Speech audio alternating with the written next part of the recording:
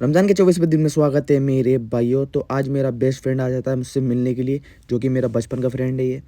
फिर मैं इनको भाई को ले आता हूँ सबको क्रिस्पी या खाने के लिए। भाई ने ऑर्डर कर चुका और अभी दिख जाएगा क्या ऑर्डर करा है। और ये पता नहीं किस सोच में था, मैं इसके पास गया, ओए मेरे गुल्लू गुल्लू, फिर 2 रुपये दिखाता है। फिर आ जाता है खाने के लिए ऑर्डर, और ये ऑर्डर में आ जाता है भाई पिज़्ज़ा और बर्गर। और वही बर्गर आता है जो भाई मुझे बहुत हेवी लगता है यार। फिर खा ही लेता हूँ इस बार में। फिर खाने के बाद सब भाई बाहर जाते हैं। बाहर जाने के बाद फिर हमारा एक दोस्त है, ये भी हमारा स्कूल का फ्रेंड है, जो इधर दिखा रहा है।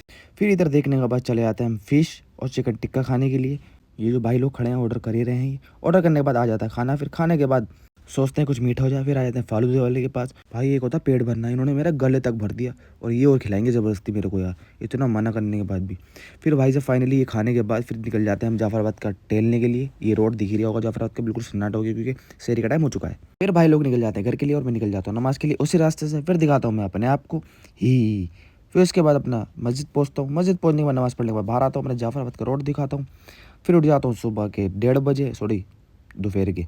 उठने के बाद फिर जाता हूँ मैं नमाज़ पढ़ने के लिए। नमाज़ पढ़ने के बाद आ जाता हूँ घर। घर आने के बाद गद्दे की बनाता हूँ अपनी कुर्सी। फिर बैठ जाता हूँ सीधा, क्योंकि बाहर जाने का तो कोई फ़ायदा है ही नहीं, बोर होने से अच्छा फ़ोन ही चला लो। फिर फ़ोन निकाल के चलाता हूँ थोड़ी देर, बहुत देर के लिए।